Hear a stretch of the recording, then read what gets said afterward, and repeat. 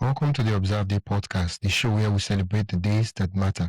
From holidays to meaningful observances, we bring you inspiring conversations, stories, and ideas to make each day count. Whether it's raising awareness, learning something new, or simply sparking joy, this is your space to explore the calendar in a whole new way. I'm your host, Wisdom Okonkwo, and I'm excited to share today's observance with you. Let's dive in. My guest today is Gabrielle Martin, a girl mom, marketing professional, and the award-winning author of Hold My Hand, Mama.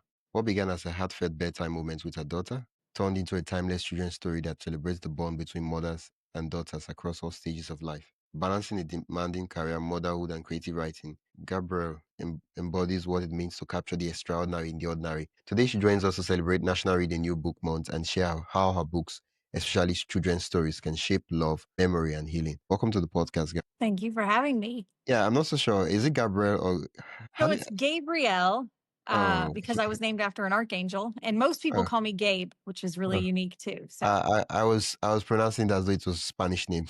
that's okay. Gabriela is fine too. Yeah, Gabriel. Wow. Yep.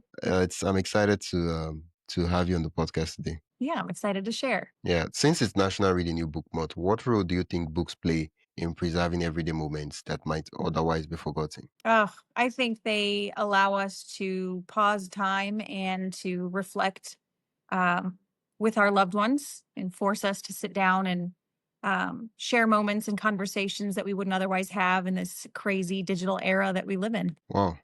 When the phrase everyday moment, what are we even talking about? Like, Yeah. help me out there. Just the little things, the day to day, the waking up, you know, going through our day, the little conversations that we may neglect to have with our kiddos as time flies so fast. And different, and you see it too in the chapters of the book where it's just the smallest things like learning to ride a bike, first day of school, all those things that, not that we take them for granted, but they happen, and they happen so fast that sometimes we just need to pause and reflect on them and force those conversations. Uh, okay. Wow. Thank, thank you so much for that response. Your book, Hold My Hand, Mama, grew from a bedtime moment with your daughter. Um, do you have the copy of the book with you there? I do. I have it right Yeah. here. Okay. Mhm. Yeah. Currently, for those that are listening audio, she's showing us the what the book looks like on video. Okay. How did you know it was a story worth sharing with the world? So, do you want me to keep it up like this? No, it's okay. You can. Okay. So I had no intent to write a story or to document these moments.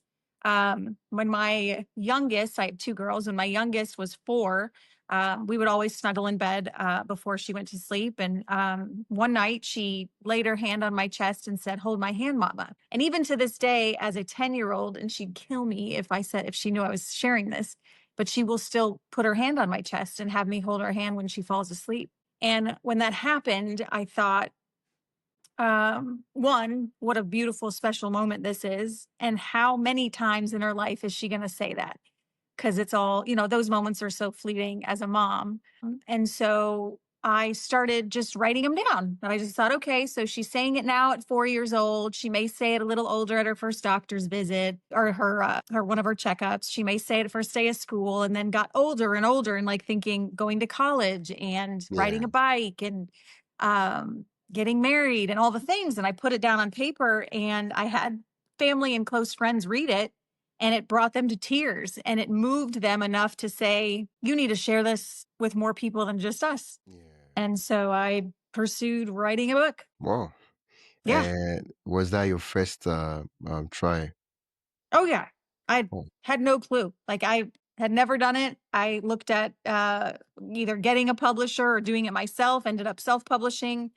It's the only one I've done. I have a lot of people asking if I'm going to do another one with a mother's son, but I'm also a very busy career mom. And so I have, a big girl job and have to do that too. So yes, yeah. it was my first and so far my only. Yeah. I guess we'll have to wait around and see what happens. Yes. Yep. Why do you think children's books, in particular, resonates so deeply across all generations, even for adults reading them a lot? Basically, what I'm saying is that You could have written a memoir. You could have written a poetry collection of all the everyday moments collected in snapshots of time. You could have written fiction, right? You could have written every other thing to express what it means to celebrate everyday moments, but you chose to write a children's book. Yeah. I think the relatability of it, putting everyday moments into imagery that our children can relate to. Yeah, You know, they can see, they can say, "Oh, I know what sitting in that chair looks like and feels like." And I think there's huge value in that, especially as a mother with young children and growing children, to be able to sit down again, put the screens away, and have something in front of them that forces just engaging conversations. yeah. Wow. One of the peculiar thing about your book is that it traces a mother-daughter relationship from first steps to final goodbyes. And you again, mom, how much of your personal journey as both daughter and mom shaped the story? Oh, all of it. I mean, I haven't gotten to the end of my life or the end of, my mother. My mother is still very much alive. But I've Yeah, watched her go through it with hers. And I've watched friends and family go through it with theirs. So I was able to create, the bulk of the book from my own personal experience up to those moments. And as I shared earlier, it was super special for me too. I didn't do the illustrations myself. I cannot draw anything beyond a stick person, but I used an illustrator out of New Zealand and provided her with several pictures of my kiddos and actual moments of their firsts for her to kind of model in the yeah, pages. And she did yeah, an absolutely beautiful job with that. So that was something else that was really special on a personal note when the book was done and published and in stores, that my girls could actually see, holy cow, that looks like me, mom, or I know that picture from when I was at the doctor, or, just that relatability factor that kind of brings it home. yeah, yeah. Wow. And how do you hope this book will help mothers and daughters or parents and children in general connect Yeah. differently when they read together? Oh, I just and I've heard from fans of the book and other readers how much they love just sitting down. I've got so many people that say this is their nightly read. It forces them to sit down at the end of a day, and the kiddos, because the reading is so simple in it and it rhymes, that it's the kids love to read it back to mom. Um, and it just makes us pause time and share moments and important lessons and conversations that get lost in the everyday shuffle. I'm allowing that to sink in. Oh, It's an uh, emotional book too. I mean, yeah. it definitely, not just because those moments they have their own emotion, but the end, the end piece is If you're not giving us spoilers. you don't want me to give you a spoiler? Nah, no, don't do that here. Okay, I won't spoil it then. You have uh, to read it to find out. Because I was like hearing the end is, and I'm like, what's she about to do? I was like, no. It's a beautiful, hopeful ending that, Ah, mm, that life is a cycle, and we are it's a only beau- here on this it's rolling ball for it's a a little beautiful bit. ending. Yeah, It's a beautiful it's ending. a beautiful ending. Okay, one of the things you mentioned and that really caught my attention was the fact that you mentioned you've never written a book before. This was just, oh, well, I had a story to tell. Oh, yeah, I should write a book about it. And you just went into it. Your parent, like your parent, your mom, you have two young girls, and so the demands of motherhood is pretty intense this period, right? Yeah. And you many parents who are busy, the juggling career. You mentioned your career, mom. The juggling career, they have family and many other things that they're trying to. It's like they're juggling 10 balls all at the same time, and Yep. they're trying to make sure that they're balanced. What advice would you give to moms or dads who feel inspired to write but don't know how to carve out the time? Yeah.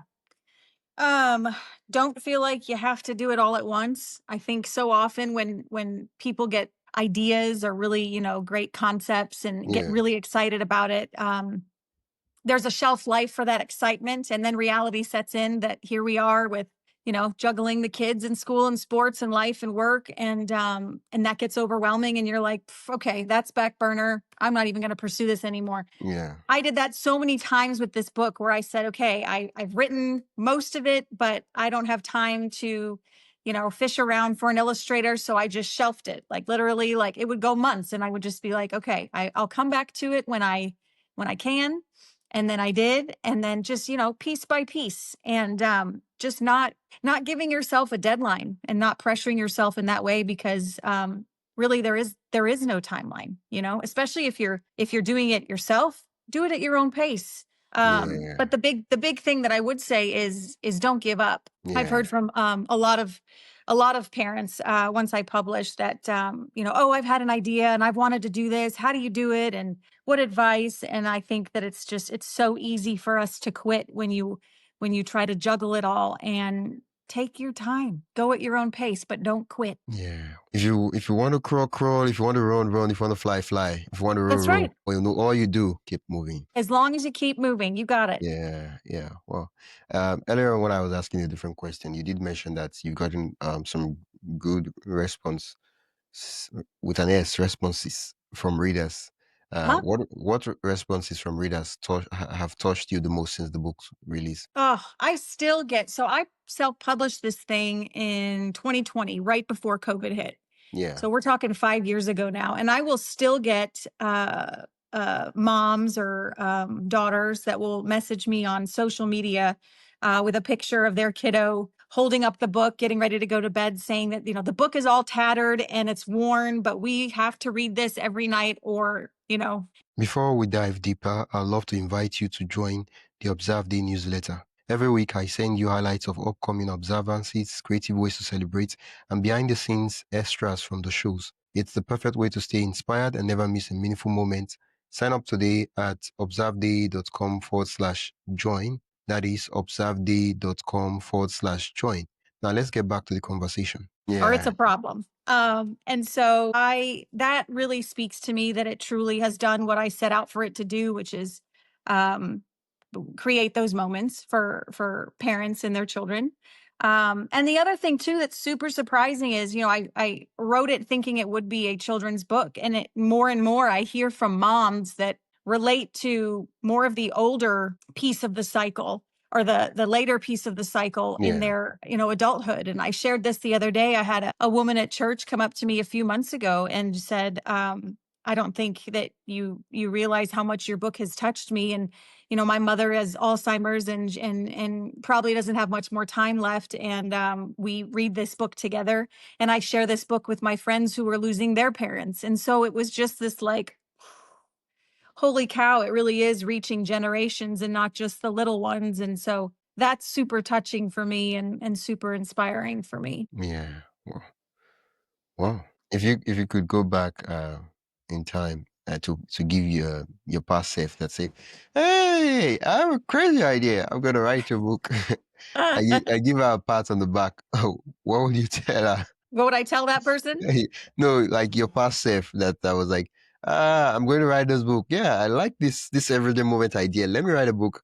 But I have absolutely no idea what I'm what I'm about to do. Like if you had to go by, if you had to see that past self and give her a pat on the back, what will you tell her while you're giving her that pat and say, Like, what would I tell her?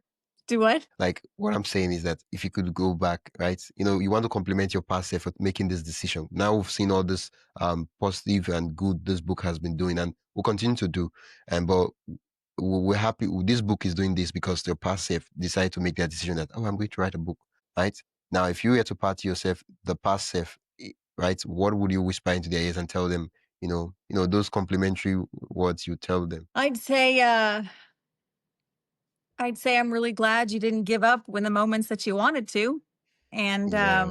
that you kept going, and that you gave yourself grace in the moments that got really tough, where you just wanted to throw the towel in and say, "This is too hard. I can't juggle it all. I'm not going to pursue it." So, Yeah. Yeah. yeah, Well, well, earlier on before the interview, I did mention an audiobook, and I'm quite excited what that would look like. I don't know if I think there's something called graphic audio, and that they use that for books that are graphic intensive, like comic books, animes, mangas, and all those things. Right? They have a lot of illustrations, yeah, and so since your book is a children book that has a lot of illustration too, the graphic audio would also be nice with the description other than just the words, right? Such that yeah. it paints a full scene, like a radio drama. And so when kids are listening to it, they feel truly, truly immersed. And also adults too. I am definitely going to look into that after this call. Yeah, 'Cause that's the one thing that's the one platform we've not put it on. So I'm very curious. if you do decide to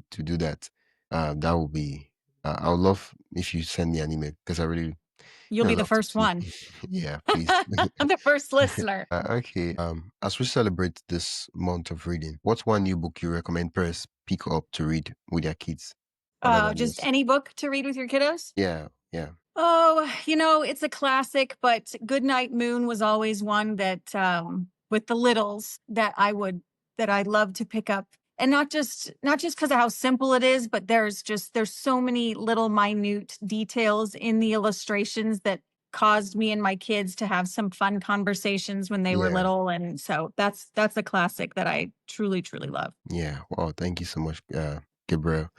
Yes, It's been an absolute like chatting with you. I know we had to do the technical setup and all that, but I'm glad that we're doing the interview now. And I'm also glad that you wrote the book, and I'm glad that the people the book touched went out of their way to reach out to you and tell you that, oh yeah, this me book too. really did touch me. Absolutely. Because sometimes we we're affecting change in the world, we're doing positive impacts, but we don't really know. And when we're not even aware, sometimes we tend to like, oh yeah, what am I doing? Does it even count? It's just one of these days, 100%. right? Compared to when you know that for sure that, oh yeah, I did touch somebody's life. So I'm just going to keep moving. That's right. Even Ooh, if it's one. yeah. I did prepare a fun session called the lightning round. Okay. I'm supposed to have sound effects. Like bang. That's true. Works. I have this platform. I've never really tried it, so I pay for it, but I don't really touch any of the things. Yeah, that's true. What would be the let's see. Drum roll. Wait, it's supposed to. Okay. Yeah. Aha. I pay for the software. I'm supposed to be using it. It's Aha. perfect. Exactly. Yeah. So I prepared a lightning round. So you know the rules. I ask the question. You give me the first thought that Yep. comes to your head. Please, Oh, I'm please, and nervous. please don't give me Okay. an essay. Okay. You ready?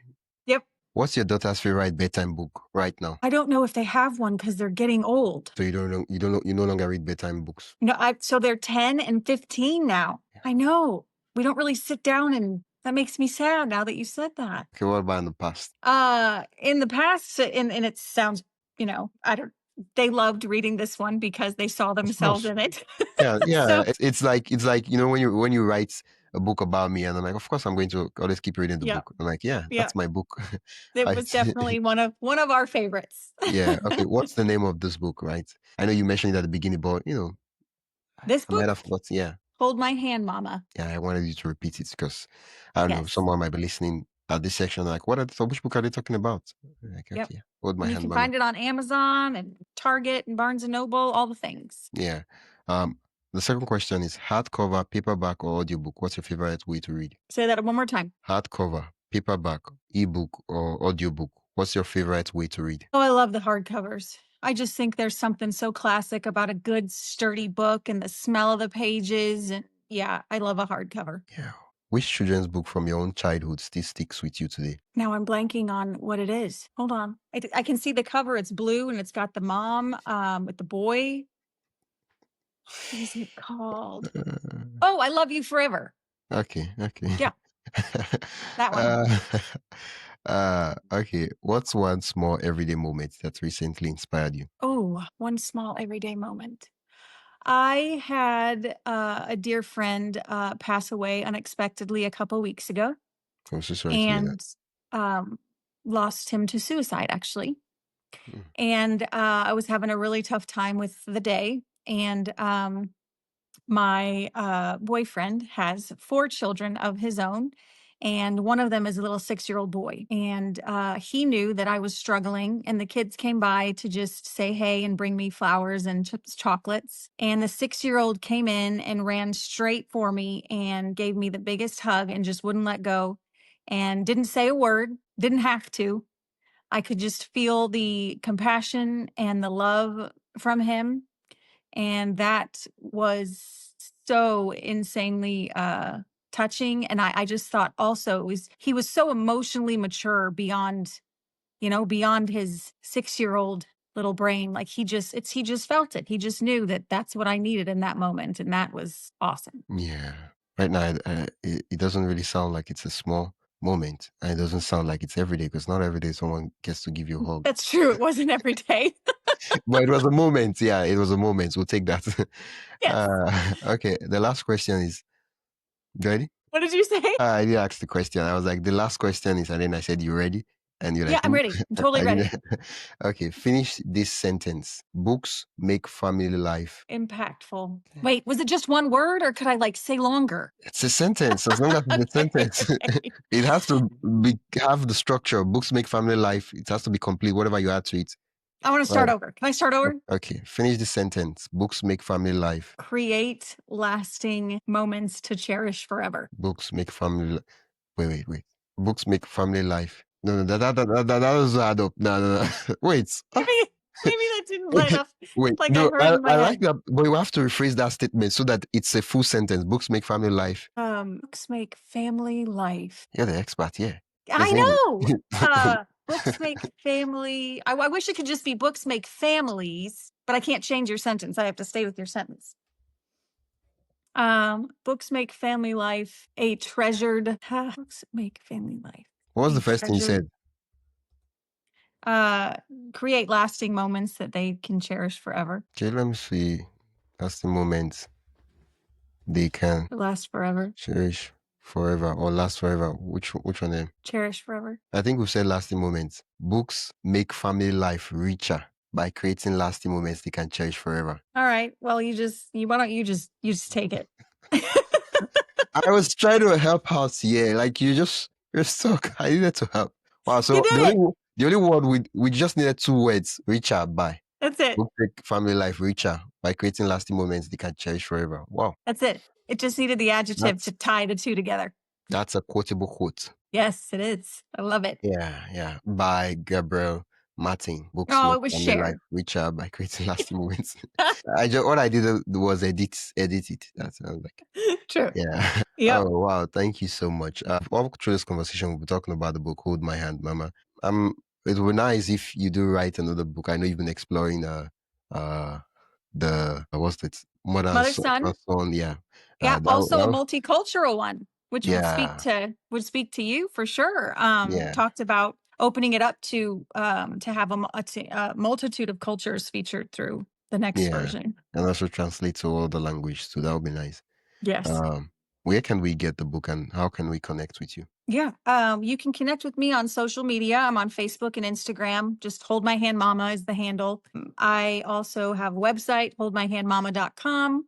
And then the book is available on Amazon. You can get it on Target, barnesandnoble.com. All the online platforms have it as well. But yeah. Oh, thank you so much. Reach out if you get it and you love it. Share those moments with me. Post pictures of you and your kiddos reading it. I love to hear what it's doing and who it's inspiring out there. Yeah, I'll be sure to add all the links you mentioned to the description. And thank you so much. A round of applause for you. That's it for today's episode of the Observe Day podcast. Thank you for spending your time with us as we explore today's observance. If you enjoyed this episode, be sure to subscribe wherever you listen to podcasts and share it with a friend who'd love to celebrate life special days too. Don't forget to join the newsletter at observeday.com/join for more observance stories, tips, and updates. Until next time, keep finding meaning in every day.